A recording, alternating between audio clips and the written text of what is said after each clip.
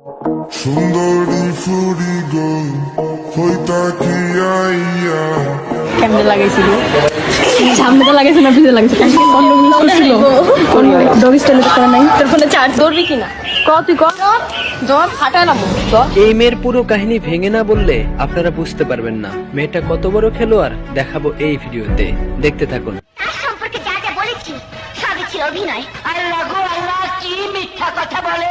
তোর উপর আল্লাহর গজব পড়ুক, তোর যৌবন নষ্ট হয়ে যাক, তোর উপর ঠাসা। তাকে মারতে দেখে অনেকেই বলতেছে, আমিও তাই বলছিলাম, কিন্তু তার পাকনামি দেখে বললাম এইটা কি কোনো কথা? সাধারণত এক মেয়ের বয়ফ্রেন্ড আরেক মেয়ে নিয়ে যাওয়ার কাহিনী অনেক পুরনো, সোশ্যাল মিডিয়ায় আমরা অনেক দেখেছি। ওর ক্ষেত্রেও তাই হয়েছে।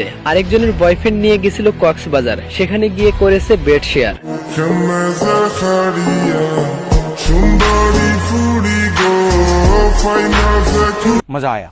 আর এসব জানতে পেরে গিয়েছিল ছেলেটার আসল প্রেমিকা। তারপর যা হওয়ার তাই হলো।